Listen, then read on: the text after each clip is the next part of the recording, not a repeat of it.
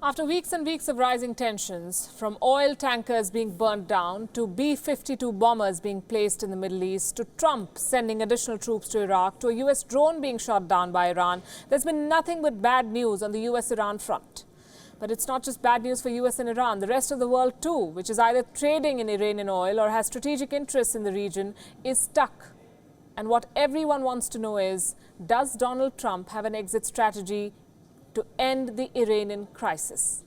India is in a particularly precarious situation. Just on Wednesday, the U.S. Secretary of State Mike Pompeo, in a joint address with the Foreign Minister of India, S. Jaishankar, called Iran, quote-unquote, the largest state sponsor of terror.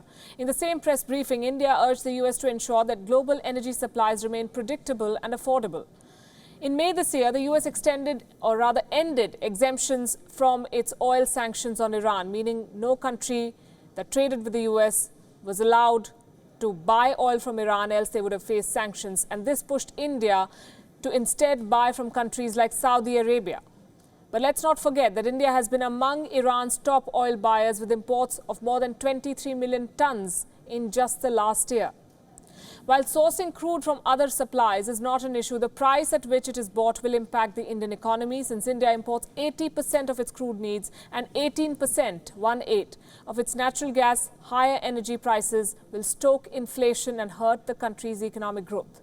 Meanwhile, the rhetoric is only increasing by the day. The Iranian embassy in New Delhi today rejected the comments of the U.S. Secretary of State Mike Pompeo.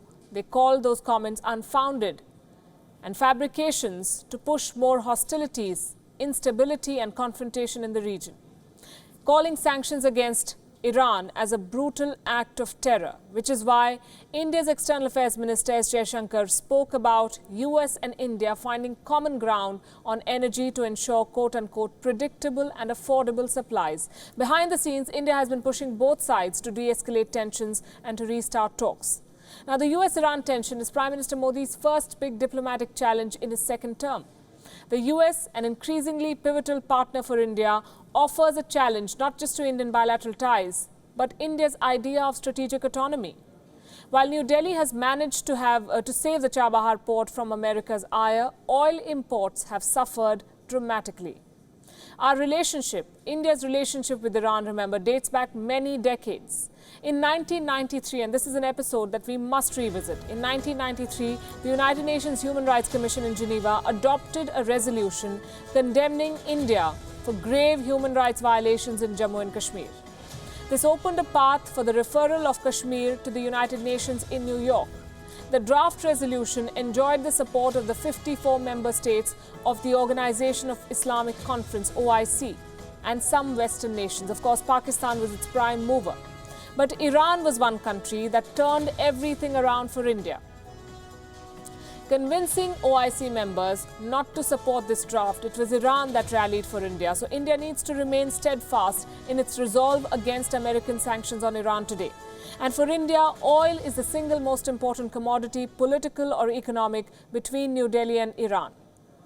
In fact, removing oil from the relationship would lay bare ties which have been developed and nurtured over the years, a very tricky situation to handle.